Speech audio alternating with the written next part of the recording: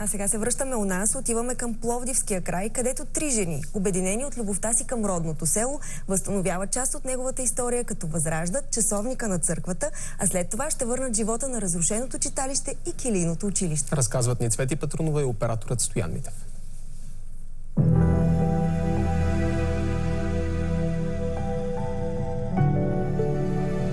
На юг от Първомай, между овощните градини и старите зидове, се е сгушило село Искра. Преди век тук е имало над 5000 жители. Днес са около 1000. И докато някои бавно си тръгват, други упорито се връщат. А 3 жени събуждат времето, за да създадат едно малко сдружение, което започва да създава от истинските чудеса. Казвам се Величка Йорданова Чурчулиева.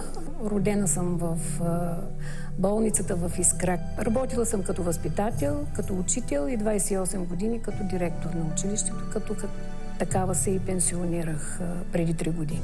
Аз съм Диди Ушева. Израснала съм тук в село Искра. Това е любимото ми село. Занимаваме се с земеделие с моето семейство. Цялото семейство е включено. Казвам се Светла Дичовска. Аз не съм искренка. Точно преди малко повече от 7 години дойдох в Искра. Преди това живях 30 години в Германия. Работех като учителка по житейски умения, етика и религия.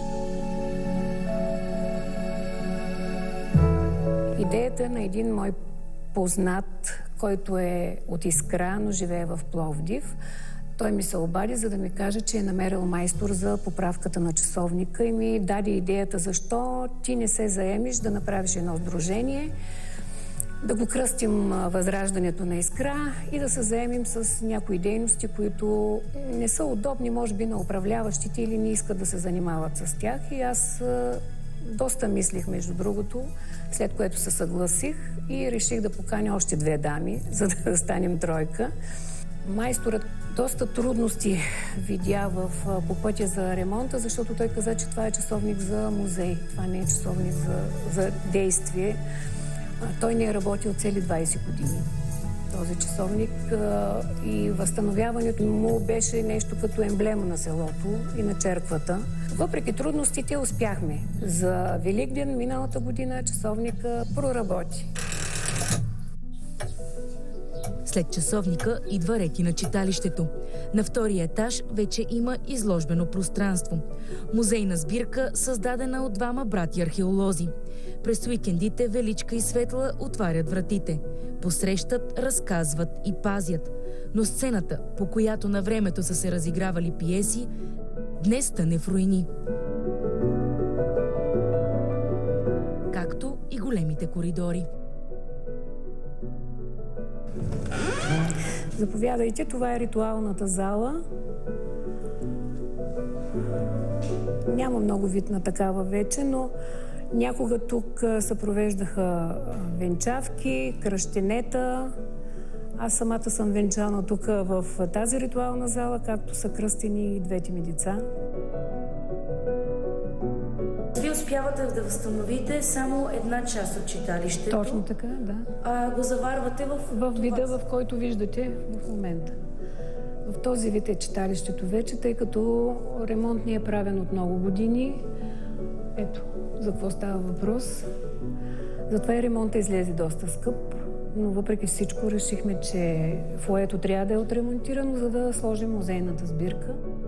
Много млади хора се включват. Очаквах, разбира се, познавам тук повечето хора в село. Готини са, отзивчиви хора. И те ме познават и вярваха ми, разбира се. И отзоваха се доста хора и се надявам все повече да се отзовават от тук нататък. Понеже искаме селото да се развива и благоуспява. Аз даже в последните години живея тук.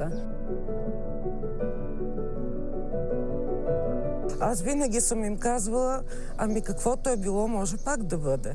И смятам, че и с най-малкото нещо, което допринесеме за промяната, всъщност това е една голяма крачка към бъдещето.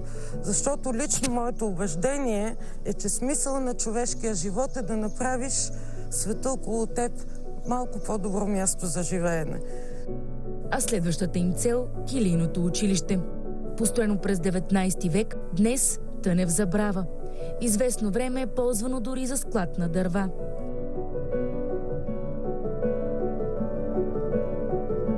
Намираме се в двора на църквата и недалеч от вашата първа инициатива Часовника е и последната. Едно от най-старите килийни училища.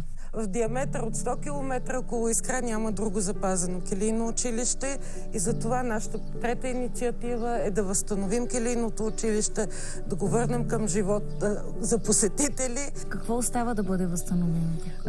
В момента е положен бетон, външния покрив се оправя, трябва да оправим стария родопски таван, половината от него е запазен в оригиналния си вид. Намерили сме човек-майстор, който да го възстанови, както и пода, и вече да могат да се сложат музейни експонати. Има ли моменти, в които съжалявате? Чак да съжалявам не, но имаше доста трудни моменти, свързани с намирането на работници, които да осъществят този ремонт, и успяхме в крайна сметка да реализираме това, което сме намислили. Още повече аз, като бивш учител и директор на училището, много държа децата ни да познават своята история и да ценят това, което имат като минало, може би и да останат. И когато някой ден дете чуе, че този часовник е мълчал с години, да не повярва, защото ще помни звука му.